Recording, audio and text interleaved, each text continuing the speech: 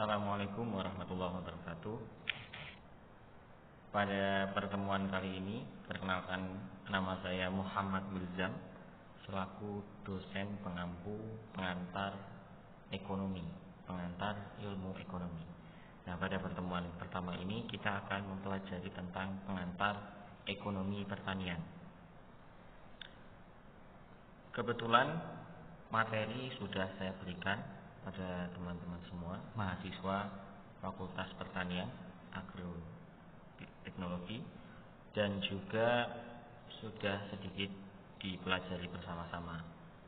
Nah, pada video kali ini izinkan saya untuk menjelaskan slide demi slide atas beberapa pertanyaan dan juga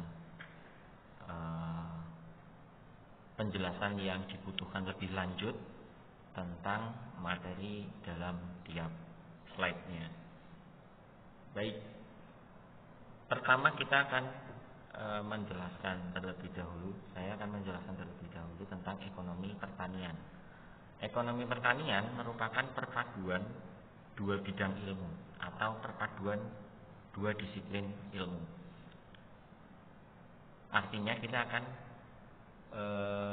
mempelajari terlebih dahulu apa itu ilmu ekonomi, kemudian apa itu ilmu pertanian, dan tentunya bidang Anda semua, bidang ilmu pertanian, Anda sedikit banyak sudah mengetahui tentang itu.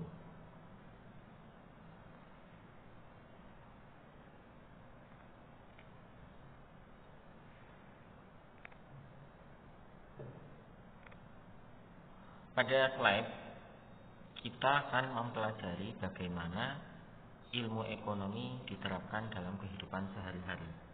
Ilmu yang mempelajari bagaimana manusia memenuhi kebutuhan hidupnya, yaitu kebutuhan jasmani dan kebutuhan rohani. Kebutuhan jasmani seperti halnya makan dan juga pakaian dan juga papan atau tempat tinggal, itu merupakan kebutuhan jasmani. Sedangkan kebutuhan rohani adalah kebutuhan yang kaitannya dengan aktivitas religius misalkan, atau mungkin kesehatan mental, dan juga bisa digolongkan juga salah satunya adalah kebutuhan akan ilmu pengetahuan, pendidikan, hiburan, dan lain-lain. Semua itu dimaksudkan untuk memenuhi kebutuhan manusia. Ilmu ekonomi adalah ilmu untuk memenuhi kebutuhan manusia. Pada isu awal ini kita akan membahas bahwa kebutuhan manusia itu tidak terbatas. Sehingga dengan pandangan seperti itu, setiap produk dan setiap jasa yang ada di sekitar kita adalah suatu entitas pemuas kebutuhan bagi masyarakat. Akan tetapi pemuas kebutuhan itu jumlahnya sangat terbatas, sehingga muncul masalah kebutuhan kita atau keinginan manusia itu tidak terbatas, akan tetapi pemuas kebutuhannya terbatas. Sehingga masalah utama dalam ilmu ekonomi adalah kelangkaan atau scarcity. Bagaimana kemudian manusia mensiasati dua hal yang tidak sinkron ini? Dua hal yang pertama, keinginannya tidak terbatas tapi pemuas kebutuhannya terbatas, sehingga manusia harus menentukan prioritas. Prioritas yang pertama adalah biaya, prioritas yang kedua adalah waktu, dan prioritas yang ketiga adalah tenaga.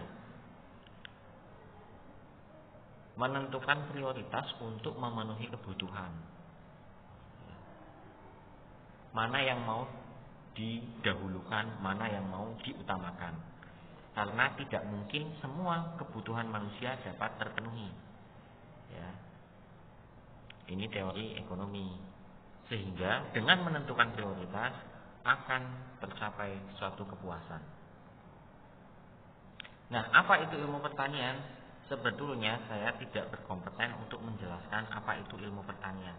Tapi secara umum, mari kita generalisir, mari kita melihat menurut sudut pandang secara umum tentang ilmu pertanian. Salah satunya adalah pertanian merupakan ilmu tentang cara bercocok tanam atau ilmu yang mempelajari segala sesuatu tentang pertanian, baik tentang tanaman pangan, hortikultura, perkebunan, peternakan, perikanan maupun kehutanan. Ilmu pertanian dalam kehidupan sehari-hari sangatlah penting karena dari aktivitas pertanian akan menghasilkan satu produk yang merupakan produk pokok bagi manusia, yaitu makanan hasil pertanian. Itulah yang menjadi pokok pembahasan kita, yaitu tentang hasil produksi pertanian. Sehingga ada satu titik temu, yaitu tentang aktivitas produksinya. Ekonomi membahas tentang aktivitas produksi juga, ilmu pertanian juga membahas tentang aktivitas produksi. Kita lihat slide selanjutnya. Jadi, jika kita kombinasikan definisi dari kedua ilmu pengetahuan tersebut, maka ekonomi pertanian adalah ilmu yang mempelajari dan membahas serta menganalisis pertanian secara ekonomi, atau ilmu ekonomi yang diterapkan pada pertanian. Saya kira cukup jelas. Nah, sekarang pertanyaan selanjutnya, kenapa ilmu pertanian harus berdampingan dengan ilmu ekonomi? Ada satu titik temu yang kita bahas sebelumnya, yaitu tentang produksi.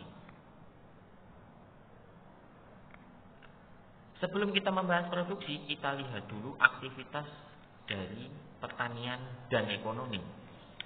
Di antaranya aktivitas untuk menentukan sumber modal usaha tani. Ada beberapa hal yang harus disiapkan seseorang untuk melakukan usaha tani, baik itu modal secara finansial, keuangan, atau modal bahan baku, dan juga modal pengetahuan. Selain itu, aktivitas lain yaitu menentukan lokasi usaha tani. Menentukan lokasi usaha tani, baik lokasi lahan atau lahan pertanian yang tepat dengan segala pertimbangan kesuburan tanah dan lain sebagainya, ini sangat erat kaitannya juga dengan kegiatan ekonomi. Jika menentukan lokasi usaha tani itu tepat, maka hasilnya juga akan sesuai dengan harapan. Kemudian menentukan jenis tanaman atau ternak atau ikan. Ini berkaitan dengan penentuan bibit, ya. Bibit yang seperti apa? Yaitu bibit unggul, baik bibit tanaman, bibit ternak maupun bibit ikan. Artinya kita bicara tentang kualitas. Kualitas produk, kualitas barang, kualitas bahan baku sangat erat kaitannya juga dengan kegiatan ekonomi. Kemudian menentukan jenis pupuk, menentukan jenis pestisida, ini kaitannya dengan sebelumnya menentukan penggunaan tenaga kerja. Penggunaan tenaga kerja kaitannya dengan efisiensi. Bagaimana tenaga kerja mampu meningkatkan produktivitas suatu usaha tani. Apa itu produktivitas? Produktivitas itu adalah kemampuan satu pihak, baik orang maupun organisasi maupun kelompok, untuk menghasilkan barang maupun jasa. Dalam hal ini barang, yaitu menghasilkan suatu produk tani. Semakin banyak hasil tani, maka semakin produktif. Itu definisi produktivitas. Jadi pada penggunaan tenaga kerja ini kaitannya adalah dengan masalah produktivitas, ya, dan efektivitas. Nah, kemudian selanjutnya menentukan jenis pupuk dan jenis pestisida. Ini adalah unsur yang sangat penting, walaupun bukan unsur yang utama. ya, jenis pupuk dan jenis pestisida. Artinya pupuk dan pestisida merupakan bahan pendukung untuk memproduksi hasil pertanian. Dan yang terakhir, menentukan waktu penanaman. Masih ada beberapa aktivitas yang kaitannya dengan pertanian yang berhubungan dengan ekonomi atau berhubungan dengan aktivitas ekonomi secara langsung. Nah, Anda bisa mencari tambahan informasi tersebut, ditambahkan pada kolom yang masih berupa titik-titik. Selanjutnya, aktivitas tersebut kemudian diaplikasikan dalam suatu ilmu ekonomi, yaitu sebuah entrepreneurship, kewirausahaan. Dalam ilmu ekonomi terdapat satu bidang ilmu entrepreneurship, yaitu untuk membuat suatu usaha yang menguntungkan. Tidak hanya sekedar usaha, tapi usaha yang menguntungkan dan dapat dikembangkan. Basic dari entrepreneurship adalah itu. Nah, ilmu ekonomi yang kemudian kita terapkan dalam pertanian harus mencakup semua aktivitas yang kaitannya dengan hasil dan kaitannya dengan keuntungan, supaya pertanian ini, usaha tani ini bisa berjalan secara sustainable atau berkelanjutan. Kita seorang pengusaha, tapi juga kita seorang pemilik lahan atau petani. Kita petani. Kita pasti menginginkan tidak hanya sekali panen saja, tapi kita menginginkan panen itu dapat diulangi pada setiap periode tertentu. Misalkan tiap tahun, tiap 6 bulan, tiap 3 bulan, atau bahkan tiap bulan. Nah, itu dibutuhkan ilmu ekonomi supaya bisa sustainable seperti itu. Sehingga kita di sini akan membahas ilmu ekonomi pertanian yang akan mencakup analisis ekonomi dalam proses produksi, hubungan-hubungan sosial dalam proses produksi, hubungan antar faktor produksi, hubungan antar faktor produksi dengan hasil produksi, hubungan antar produksi dengan harga dan keuntungan, termasuk hubungan kelembagaan, bentuk kemitraan, dan lain-lain. Nah, untuk hubungan kelembagaan bentuk kemitraan, salah satunya adalah koperasi tani. Ya, prinsipnya itu adalah ekonomi. Contoh analisis ekonomi dalam proses produksi, yaitu pemupukan. Bila diberikan sesuai dengan dosis, maka akan bisa diterima oleh tanaman. Bila ditambah atau dikurang dosisnya, maka akan terjadi kerugian, baik tanaman padi misalkan ya. Jika pemupukannya kurang, maka padinya, bulirnya tidak maksimal jumlahnya.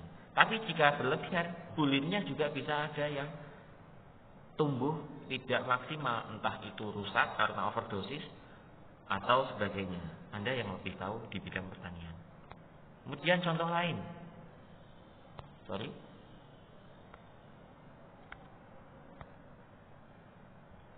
hubungan antar faktor produksi dan produksi. Ini yang kemudian pernah kita bahas bersama.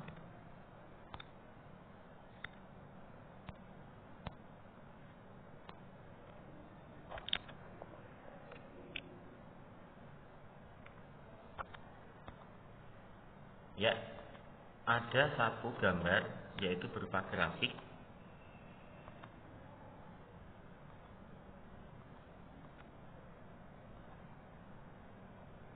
Hubungan hasil produksi dengan faktor produksi. Faktor produksi yang dicontohkan adalah tadi pemupukan. Sedangkan hasil produksi misalkan padi. Ada satu takaran atau suatu batasan dalam memberikan pupuk untuk tanaman padi. Artinya tidak boleh terlalu sedikit dan tidak boleh terlalu banyak. Di mana batasan itu